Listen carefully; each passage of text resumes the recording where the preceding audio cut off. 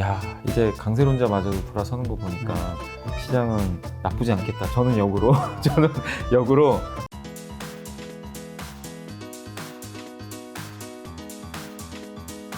오늘 주제는 바로 2021년 실적주 및 유망업종 편입니다. 함께 이야기 나누실 분을 소개하도록 하겠습니다. 안녕하세요. 네, 안녕하세요. 안녕하세요. 가볍게만 소개 한번 부탁드리겠습니다. 네, 안녕하세요. 저는 이베스트 투자증권에서 네. 부장으로 근무하고 있는 염승환이라고 합니다.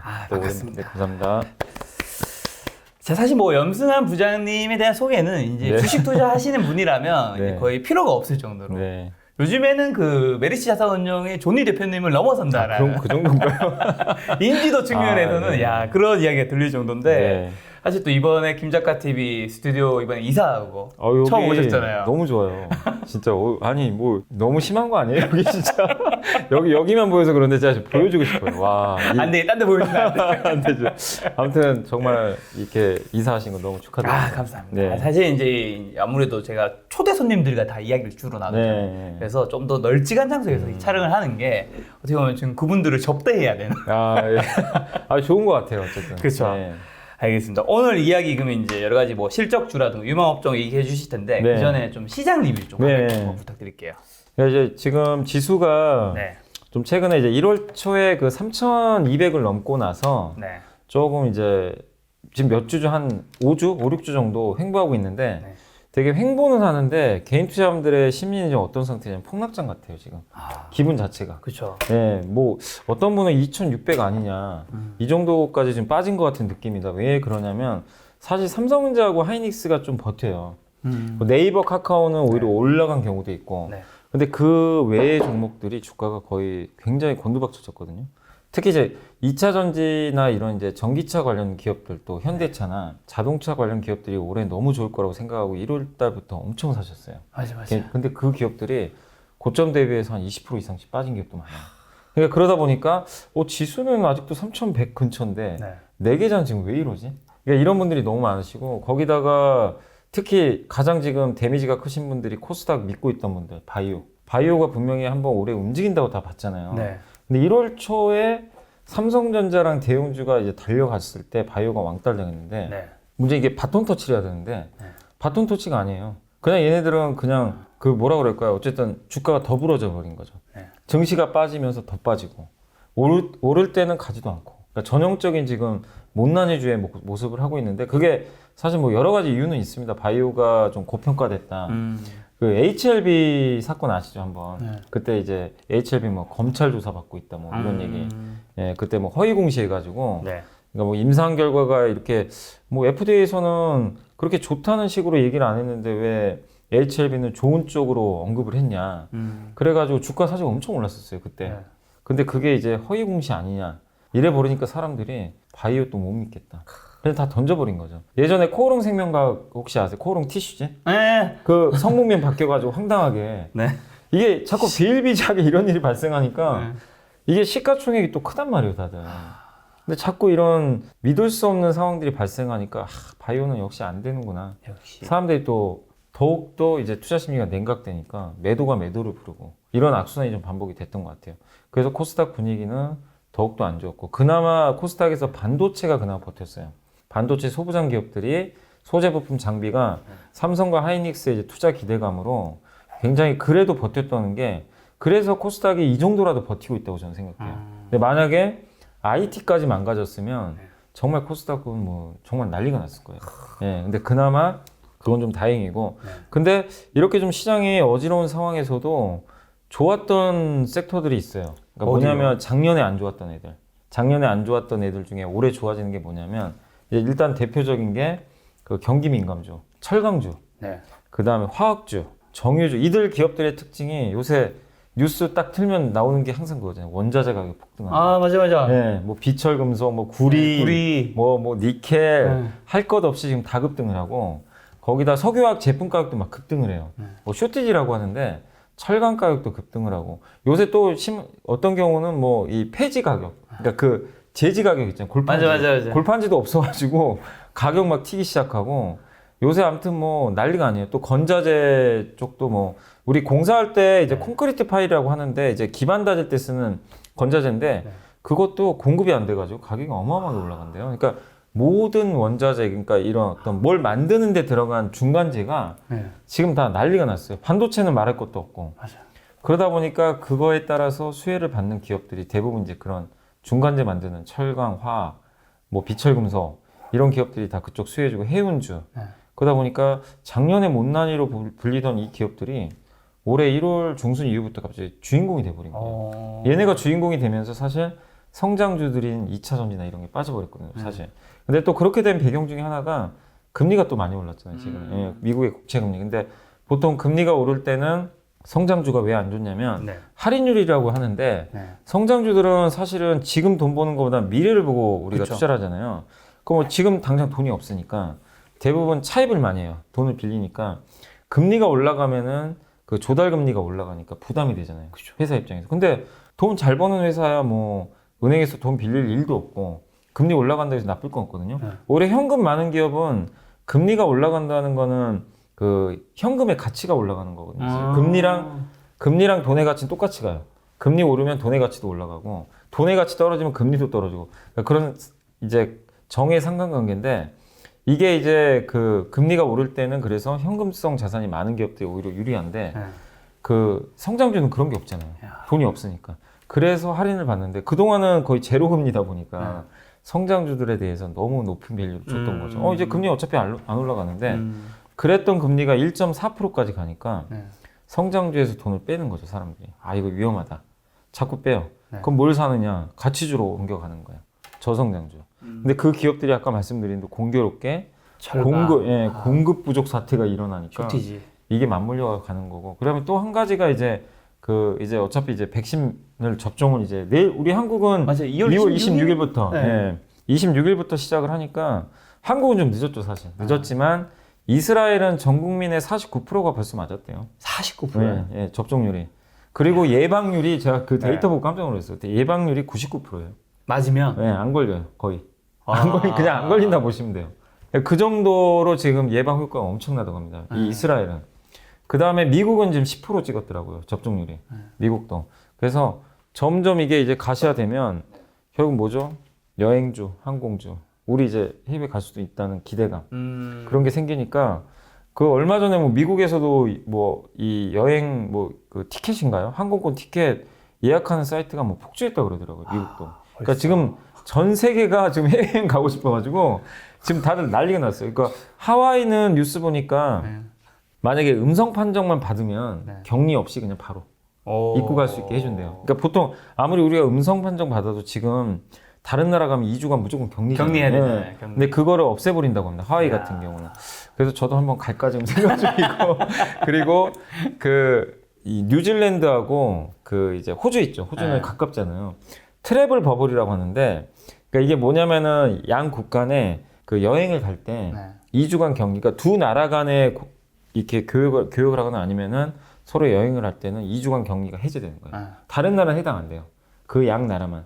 근데 이게 함의하는 게 뭐냐면, 그러면 백신이 조금 더 보급되면 우리나라랑 홍콩이랑 그걸 맺을 수도 있어요. 아니면 우리나라가 중국하고.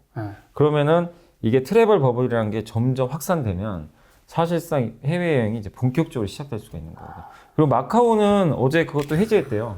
중국하고. 아, 진짜요? 중국하고 마카오는 격리 해제. 그러니까 중국 사람들은 그냥 갈 수가 있어요. 마카오는. 이야. 그냥.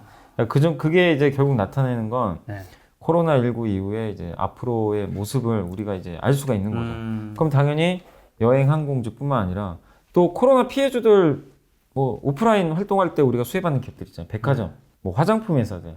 요새 의류 회사들 되게 잘 가요. 의류 OEM 있잖아요. 막 그런 것들. 그러니까 그런 기업들이 2월달 중순부터 굉장히 뜨겁게 좀 움직이고 있습니다. 그래서 작년에 BBIG가 시장을 스타트를 끊었는데 1월 중순하고 현재까지 흐름을 보면은 작년에 철저히 소외받았던 못난이 주들이 이제 주인공이 됐고 작년 주인공이 오히려 지금 못난이가 돼버린 약간 이제 운명이 바뀌어버린 그런 지금 장세가 이어지고 있습니다. 그래서 제가 저번에도 한번 왔을 때 포트폴리오 말씀드릴 때 조금이라도 못난이를 좀 잡아놔야 된다. 일부는 왜냐면 언제 또 바뀔지가 몰라요. 예, 근데 그건 우린 몰라요, 타이밍은. 근데 지금 와서 생각해 보면 일단 바뀌어버렸거든요. 근데 내가 BBIG나 성장주만 갖고 있으면 완전 이제 진짜 체감 지수가 2,600이에요. 예. 근데 골고루 편입하신 분들은 그래도 네. 괜찮죠. 계좌에 한쪽은 가주니까. 네. 그래서 지금 2월까지 지금 현재까지 장세 흐름은 지금 좀 그렇게 흘러온 상황인데 네. 많은 분들이 좀 답답해 하는 건 뭐 저도 뭐 충분히 이해하고 특히 제가 어제 같은 경우는 2월 24일 날은 뭐 장이 3,000원 한번 또 깼잖아요. 그렇죠. 왜 어제 휴가 내셨어요? 그렇죠. 연불리님이 휴가를 내고 방송에 안 나오면 주가 폭락한다는 얘기가 있는데 너무 잘 맞아요. 그러니까 요즘에. 저도 진짜 미치겠어요. 아니 작년부터 진짜로 휴가 쓴 날 오른 날이 없어요. 네. 제가 많이 쓴 건 아닌데 그래서 어제는 솔직히 휴가 내기 전에 제가 2주 전에 이미 휴가 냈어요. 회사에 네. 냈는데 이제 증시가 그 전부터 좀 빠지고 있더라고요. 그래서 네. 아유 내일은 오르겠지. 모르겠지. 그랬는데 역시 좀 안 되다 보니까 어제 거의 코스피가 한 2.8인가 9%인가. 엄청나게 빠졌어. 네. 2.5인가 그랬고요. 네. 3천 깨졌고 코스닥이 한 3% 빠진 것 같아요. 코스닥은 거의 패닉이었어요, 진짜. 네, 어저께는 그렇게 폭락했고 오늘 또 그만큼 폭등한 거잖아요. 네. 왜 이렇게 일일비가 심해요? 이게 시장이 지금 투자 심리 자체가 너무 불안정해요. 이게 무슨 얘기냐면 지금 시장에 참가하는 사람들이 좀 장기 투자 마인드보다는 하루하루 등락에 되게 연연을 많이 하고 있다고 보시면 돼요. 무슨 얘기냐면 지금 시장이 요새 금리에 되게 민감하게 반응을 하는데 금리가 올라가면 당연히 증시에 좀 부정적일 수 있잖아요. 당연히 그렇죠. 유동성이 좀 빠져나가니까. 네. 근데 뭐 그래 경기 좋아져서 금리 올라가는 거 알겠는데 옆 나라 중국이 자꾸만 요새 막 금리 인상한다는 루머가 막 돌아요. 중국 금리 인상은 어쨌든 엄청난 악재거든요. 중국이 유동성을 죄해버리는 순간 한국 기업들도 약간의 타격을 받으니까 옛날에 그런 적이 많았어요, 진짜. 근데 중국은 아직 아무것도 한 거 없거든요. 네. 근데 이제 지레 지금 겁먹고 있는 거예요, 시장이. 그럴 것 같다, 그럴 것 같다. 그리고 마치 미국도 그러잖아요. 미국 금리 지금 올라가니까 연준 의장이 금리 올릴 거다, 올린 것도 막 이래요, 시장에서. 연준 의장 뭐라 그래요? 택도 없는 소리 하지 말라고. 무슨 금리 지금 고용이 이 모양인데 무슨 금리를 올리냐. 그래도 안 믿어요, 사람들이. 그러니까 불안하다는 증거예요. 근데 가장 불안한 거의 배경은 일단 증시가 사실 많이 올랐어요. 올랐기 때문에 이걸 지키고 싶은 사람들의 심리도 있고 수익 나신 분들은 새로 뛰어든 사람은 지금 손실이단 말이에요. 그렇죠. 조금만 빠져도 이게 스트레스가 어마어마해요. 그러면은 조금만 빠져도 손절을 해야 되나 그 공포감. 그러니까 살려는 마인드가 아니라 어떻게든 내가 먼저 탈출해야지. 눈치를 보고 있단 말이에요. 눈치게. 예. 그러다 보니까 이게 지금 심리가 다들 너무 불안해요. 근데 저는 그래서 그리고 아니 요즘에 이제 제가 증권사 보고서도 보고 뭐 많은 전문가분들 뭐 방송도 많이 봐요. 근데 되게 독특한 현상이 그 강세론자분들이 다 갑자기 요새 약세론자가 됐고요. 제가 뭐 누구라고 특별히 뭐 말씀 못 드리겠지만 대표적인 강세론자이셨던 분도 최근에 보니까 현금을 늘려야 된다. 아 왜요? 예, 아니 뭐 일단 줄여야 되니까 좀 올라왔기 때문에 폭락한다는 게 아니라 좀 숨고르기 좀 필요하다. 그런 식으로 얘기를 하시더라고요. 그러니까 야 이제 강세론자마저도 돌아서는 거 보니까 시장은 나쁘지 않겠다. 저는 역으로 이거 그러면은 시장 너무 걱정할 필요 없겠다. 너무나 좋게 볼 때 사실 조심해야 되는데 그리고 개인 투자자분들의 심리가 너무나 이렇게 불안할 때는 시장이 망가진 적은 단 한 번도 없었어요. 제 경험상. 진짜요? 오히려 1월 초에 이때 기억나시죠? 이때인가요? 이날. 이때 그 3,266. 1월 15일 날.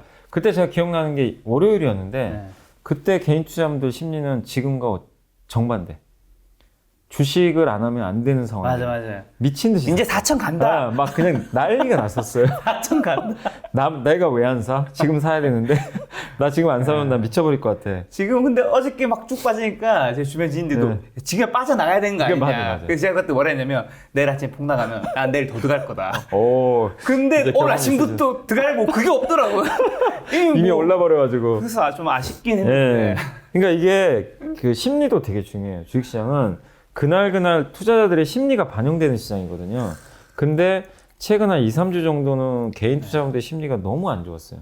저는 그래서 큰 하락까지는 걱정은 안 하고 있었어요. 근데 이제 저도 동의하는 건 좀 기간 조정이 이어질 거예요. 지금 왜냐면 상승하기 위해서라도 좀 체력 비축해야 되니까 기간 조정이지만 여러분들이 뭐 제 의견에 동의하실지 모르겠지만 어쨌든 그런 심리적인 지표로 봤을 때는 주식시장은 나쁘게 볼 이유는 전혀 없다. 오히려 여러분들 마인드가 너무나 흥분돼 있을 때 저는 그때가 더 조심해야 된다고 생각하거든요. 근데 지금은 그런 게 전혀 안 보이고 진짜 뭐 주식시장이 작년 3월 코로나 장 보는 것 같은 느낌이에요. 사람 심리만 보면 진짜 망했다. 그러니까. 네, 그래서 너무 걱정하지 마시고 그리고 또 시장을 좋게 보는 게 심리만 있어서는 안 되니까 네.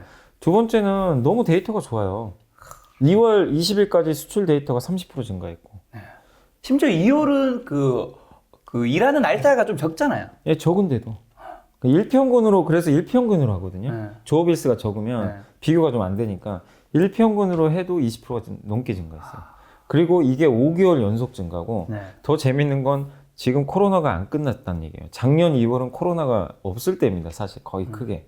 근데 올해 2월이 더 좋다는 거는 작년 코로나19 이전보다 더 좋다는 얘기거든요. 그만큼 기업들의 지금 수출이 잘 되고 있다는 얘기고 그리고 대표적으로 보면 자동차, 반도체, 모바일 이 세 개가 핵심이잖아요. 네. 화학하고 네. 이것들이 다 두 자릿수 이상 수출이 잘 되고 있어요. 이 데이터만 보면은 뭐 나쁘게 볼 이유가 없고요. 거기다가 이제 최근에 나오는 기업들의 이익 전망치도 올해만 한 기업들 이익이 한 50% 이상 증가할 거라고 지금 전망이 나오고 있어요. 점점 올라가요. 원래 40%대였거든요. 그리고 내년에도 좋을 것 같고 그리고 얼마 전에 골드만삭스가 얘기했잖아요. 네. 지수 3,700포인트 맞아요. 올려버렸어요. 기사 나온 거 봤어요. 네. 그게 이제 그런 근거거든요. 그 근거에 따라서 뭐 골드만삭스를 믿으라는 건 아니지만 나름대로 골드만삭스도 상대적으로 이렇게 보수적으로 보는 하우스 중에 하나인데 네. 그런데마저도 우리나라에 대해서 굉장히 긍정적인 시각을 피력하고 있어요. 근데 너무 우리나라 투자자들하고 전문가분들만 요새 너무 막 불안해하시는 것 같아서 저는 좀 너무 좀 그렇게 생각하지 원래 마세요. 개인 투자자들이 좀 리드하는 시장이 약간 출렁임이 원래 좀 심하다면서요. 그죠, 개인들이. 근데 이런 시장이 사실 별로 없었잖아요. 그동안은 외인 기관이 이끌었는데 예, 개인들이 그동안 작년에 엄청나게 이끌었잖아요.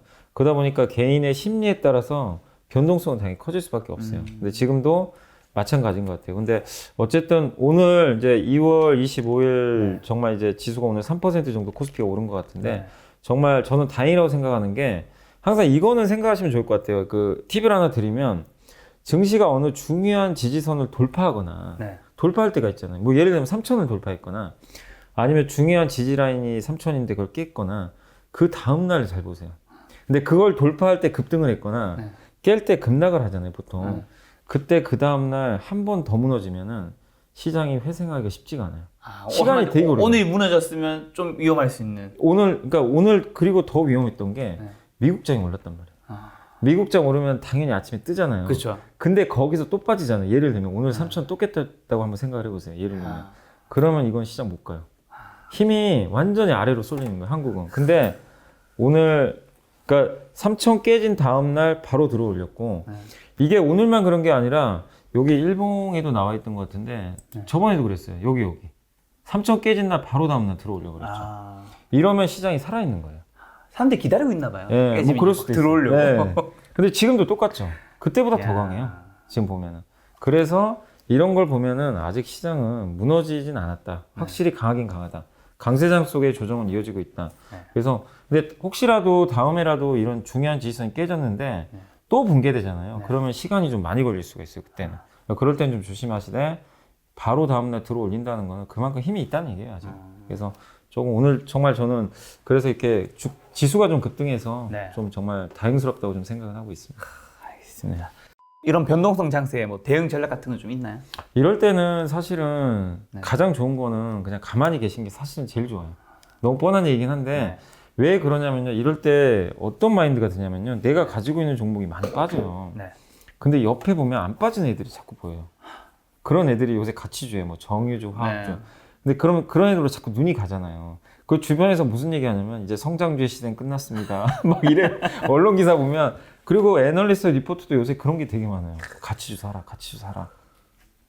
저도 동의해요. 저도 2, 3주 전까지만 계속 그 얘기를 했어요. 지금은 안 해요. 왜 그런지 아세요? 지금 이미 가치주는 싼 영역을 넘어버렸어요. 올랐어요. 그러니까 살려면 진작 샀어야죠. 근데 어제 같은 날 사람들이 그런 심리에 빠져요. 성장주는 안 되는 것 같은데. 주변에선 그러니까 자꾸 언론 기사는 그렇게 나오죠. 내 가진 종목 망가져 있죠. 근데 옆에 가치주는 멀쩡해요. 팔게 돼요. 이게 바꿔버려요, 사실은. 근데 그러시면 안 되는데, 그래서 차라리 그런 게 어려우실 때 그냥 계좌 덮고, 차라리 안 보시는 것도 하나의 방법이고, 아니면 좀 더 현명하신 분들은 이런 거죠. 교체하는 거예요. 포트폴리오를. 뭐냐면, 그러니까 내가 성장주도 있고 가치주도 있잖아요. 근데 가치주 좀 많이 올랐잖아요. 최근에 성장주 빠지고 가치주 파는 거죠. 팔아서 그러니까 얘네가 확실하면 사야죠. 네. 이게 뭐 만약에 삼성전자나 LG화학이나 현대차처럼 나는 이 기업도 2, 3년 더 확신한다. 그런 기업들이 있을 거 아니에요. 그러면 그 기업들은 지금 빠져 있는 상태니까 요거를 그 가치주를 일부 정리를 해가지고 이쪽으로 옮겨가는 거예요. 왜냐하면 시장이 또 회복될 때 얘네가 빠르게 가거든요. 그리고 가치주는 가격이 싼다는 매력은 있는데 성장 매력은 사실 없는 거거든요. 아시겠지만. 그래서 올라가는데 한계는 분명히 있어요. 네. 그래서 약간 그 고변동성 주식으로 교체하는 거죠. 저변동성 주식보다. 그러니까 그런 것도 하나의 사실 방법이에요. 그래서 그런 식으로 대응하시고, 그러니까 무조건 냉정하셔야 될 것 같아요. 시장 보실 때 항상. 예, 그걸 좀 다시 한번 당부드리고 싶습니다. 궁금한 것도 모르는 것도 많은 개인 투자자 여러분, 김작가TV에서 연불리와 함께 쉽고 재밌게 주식 투자할 수 있는 방법 알려드립니다. 이베스트 마이앱에서 프라임 서비스를 신청하시면 온라인 방송으로 연불리와 함께 하실 수 있습니다. 그리고 카카오톡 채팅방에서 실시간 종목 상담도 받으실 수 있습니다. 프라임 서비스 신청하시려면 이베스트 투자증권 계좌가 있어야 하는데요. 아직 계좌가 없으시다면 이베스트 마이앱에서 비대면 계좌를 개설하시고 개설 마지막 단계 이벤트 코드란에 염차장을 입력해 주시면 감사드리겠습니다. 지금까지 김작가TV에서 염차장과 함께 주식 투자하는 방법을 안내드렸습니다. 연불리와 함께 생각보다 쉬운 주식 투자 시작해 보시기 바랍니다.